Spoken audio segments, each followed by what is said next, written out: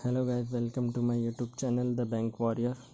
तो गाइस, आज 1 अक्टूबर है और आज को जो पहली शिफ्ट में जो SBA क्लर्क का मेंस एग्ज़ाम हुआ था उसका सेल्फ गिवन एनालिसिस। तो चलो शुरू करते हैं। तो सबसे पहले मैं मेरा अटेम्प्ट बता देता हूँ कि मैंने GA में किया 24, क्योंकि GA मेरे को भी लग रहा है कि GA बहुत डिफ़िकल्ट आया था।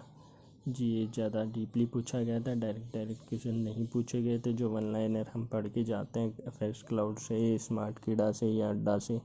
तो वैसे क्वेश्चंस नहीं पढ़े पूछे गए थे जो किसी टीचर से डीपली पढ़ते हैं। वो उन लोगों का 30 या 35 क्वेश्चन उन्होंने अटैम्प्ट किए। बाकी का इंग्लिश की बात करते हैं कि इंग्लिश में मैंने किए 31। इंग्लिश ईजी था, ज़्यादा डिफ़िकल्ट नहीं था। इंग्लिश में लोगों ने 35 भी अटैम्प्ट किए, 35 से ज़्यादा भी अटैम्प्ट किए। और क्वांट की तो बस बात ही छोड़ो। क्वांट का तो ऐसा लेवल था कि पूछो ही मत। 15 क्वेश्चन किए मैंने क्वांट में। रीजनिंग ईजी बता रहे, ईजी मॉडरेट है, ईजी भी नहीं। रीजनिंग के मैंने किए 18। तो ये मेरे अटैम्प्ट थे। अब सेक्शन वाइज बात करते हैं कि क्या क्या पूछा गया था। तो सबसे पहले रीजनिंग की बात करते हैं। रीजनिंग में सबसे पहले इनपुट आउटपुट पूछा गया था, जो कि हमेशा पूछा जाता है। तो इनपुट आउटपुट ना कोई अल्फ़ा न्यूमेरिकल बेस था, अल्फ़ाबेटिकल वैसा नहीं था। नंबर दिए हुए थे, जैसे ऐसे कुछ 42, 56 ये इनपुट था। फिर उसको नंबर ही चेंज होते जा रहे थे असेंडिंग ऑर्डर में। ऐसे ना 5 स्टेप थे या 4 स्टेप थे। ऐसा इनपुट आउटपुट का होता। एक ब्लड रिलेशन का आया था जो इजी था, आराम से 3 क्वेश्चन के इनपुट के पास थे। और डायरेक्शन भी आया था, कोडिंग एंड डिकोडिंग वाला डायरेक्शन भी आया था। और कोडिंग एंड डिकोडिंग की इनइक्वलिटीज़ भी आई थी। 4 या 5 क्वेश्चन आए थे, इजी था। और क्या आया था मिसलेनियस में। और जो अपने स्टेटमेंट वगैरह के क्वेश्चन आते हैं वो तो थे। एक एक्शन की कोर्स ऑफ एक्शन वाला, एग्जम्पशन वाला भी, इन्फ्लुएंस वाला भी आया था। स्ट्रॉन्ग और वो वीक वाले स्टेटमेंट होते हैं ना, वो भी आए थे। और एक मिसलेनियस में से एक टॉपिक और आया था, ब्लड रिलेशन हो गया, इनइक्वलिटीज़ हो गया, इनपुट आउटपुट हो गया, और कोडेड एंड डिकोडेड भी आया था। कोडिंग एंड डिकोडिंग से भी क्वेश्चन आए थे जो इजी था, थोड़ा प्री लेवल से ही था कि ज़्यादा हार्ड नहीं था, आराम से हो जाता था। और जो पज़ल वगैरह वो आती हैं वो तो थी। मैं एक पज़ल बना के आया हूँ। एक पज़ल मेरी आराम से बन गई थी, दूसरी बन गई थी। पर मेरे क्या है कि ना, एग्ज़ाम के बीच में मैं टॉयलेट करने चला गया था, तो मेरी लास्ट में 2 या 3 मिनट वैसे ही वेस्ट हो गई थी। 2 या 3 मिनट उधर ही वेस्ट हो गई थी। पहले तो उन्होंने परमिशन नहीं दी और फिर दी तो साथ गए थे, और ना उन्होंने फिर लास्ट में मेरी एक पज़ल बन भी गई थी। 5 क्वेश्चन थे, उसमें से मैं सिर्फ 2 ही कर पाया, 3 क्वेश्चन मेरे छूट गए।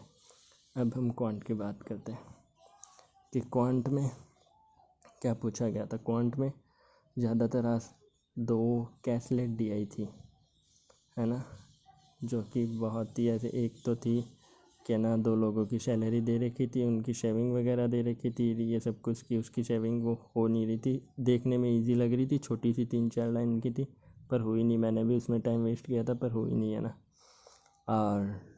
और पाई चार्ट दी आई थी, जो भी बहुत ही न्यूमेरिकल, वो क्या बोलते हैं, एल्जेब्रिक वैल्यू A B वाली ऐसे कुछ थी, वो थी, है ना। और भी दी आई थी, कैसलेट वगैरह थी। और फिर हम अर्थमेटिक की बात करते हैं। नहीं, रॉन्ग नंबर सीरीज़, है ना, रॉन्ग नंबर सीरीज़ आई थी। 2 या 3 क्वेश्चन आए थे, इजी थे रॉन्ग नंबर सीरीज़ के, आराम से हो रहे थे रॉन्ग नंबर सीरीज़ के। और अर्थमेटिक बहुत ईजी आई थी। मैंने अर्थमेटिक के क्वेश्चन ही बनाए, मैंने सिर्फ एक DI बनाई थी और बाकी अर्थमेटिक के क्वेश्चन बना के आया और रॉन्ग नंबर सीरीज़ बना के आया। ऐसे करते ही मेरे 15 हो गए। फिर हम इंग्लिश की बात करते हैं कि इंग्लिश में क्या क्या आया था। इंग्लिश में आए थे 2 तो पैराग्राफ आए थे ना, ज़्यादा बड़े पैराग्राफ नहीं थे। एक तो न्यूजीलैंड की कोई बर्ड थी, उससे रिलेटेड था, बहुत ईजी था। और एक और पैराग्राफ आया था ना। और जो हम पैराजम्बल की बात करते हैं, 2 पैराजम्बल आए थे, उनके हर पैराजम्बल पे 2-2 क्वेश्चन थे। एक तो उसका सीक्वेंस पूछा था, एक उन सेंटेंस में एक एरर थी वो पूछा था ना। तो पैराजम्बल भी ऐसे नहीं कि बड़े बड़े थे, आधी आधी लाइन के सेंटेंस थे, उनको अरेंज करना था। और उसमें भी ये बता रखा था कि, है ना, ये पहला सेंटेंस है और बाकी हमें अरेंज करना था। और एक पैराग्राफ हो रहा था लास्ट में, पैरा जंबल हो रहा था लास्ट में जो बड़ा था, पर उसमें सारे सीक्वेंस के क्वेश्चन नहीं थे। जैसे एरर का भी दे रखा है, वर्ड स्वैप का भी दे रखा है, और एक सेंटेंस जो बोल्ड में दे रखा था उसमें कि उसका मीनिंग वगैरह भी पूछा था। और 2 एंटोनियम के क्वेश्चन आए थे, वर्ड स्वैप के भी क्वेश्चन आए थे जो थे ईजी थे। और आइडियम एंड फ्रेज का बिल्कुल भी एक भी क्वेश्चन नहीं आया आइडियम एंड फ्रेज का। तो ये थे एरर बस इसमें पूछ लिया, पैराग्राफ में एक क्वेश्चन पूछ लिया एरर का, ऐसे ऐसे करके एरर के। तो ये इंग्लिश का था, इंग्लिश ईजी थी। क्लोज टेस्ट भी नहीं आया था। तो ये इंग्लिश का था। तो फिर हम बात करते हैं जीए की। जीए जैसा कि एसबीआई हमेशा सरप्राइज़ करता है, डीपली, बहुत डीपली जो पढ़ के गया था उन लोगों के जीए। तो मेरे जीए में थे 24। तो जीए की बात करते हैं कि जीए में क्वेश्चन किस टाइप का थे। जैसे हम बैंक में पढ़ते हैं ना कि उस बैंक ने ऐसी ये एप्लीकेशन लॉन्च की है या फिर ये स्कीम लॉन्च की है, तो ऐसा सिर्फ एक क्वेश्चन था कि आईसीआईसीआई ने एक की थी मर्चेंट स्टेक के नाम से। तो वो थी बस एक क्वेश्चन वो था। और एक था बैंकिंग से रिलेटेड थी, अभी आरबीआई ने एटीएम कैश आउट का जो रूल निकाला उससे पेनल्टी कितनी लगती है, तो उसका 10,000 था। और एक हेमिस बायोस्फीयर कहाँ पे है ये आया था, एक डे से रिलेटेड आया था, कोई रेड एंड क्रॉस डे था, पता नहीं, वो आया था एक क्वेश्चन। और बैंकिंग के जो स्टैटिस्टिक के अपन मानते हैं वो ज़्यादा क्वेश्चन नहीं आए थे।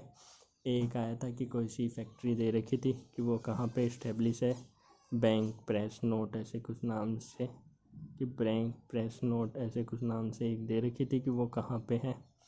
तो ऐसे क्वेश्चन आए थे। तो और ज़्यादातर क्वेश्चन जो थे ना वो जुलाई से थे, 4 या 5 क्वेश्चन जुलाई से थे। बाकायदा क्वेश्चंस में ऐसे दे रखा था कि जुलाई में ये हुआ है, जुलाई में ये हुआ है, तो इससे ऐसे बाकायदा सब कुछ दे रखा था। जुलाई से ज़्यादा क्वेश्चन आए थे, अप्रैल से लेके जुलाई तक ज़्यादा क्वेश्चन आए थे।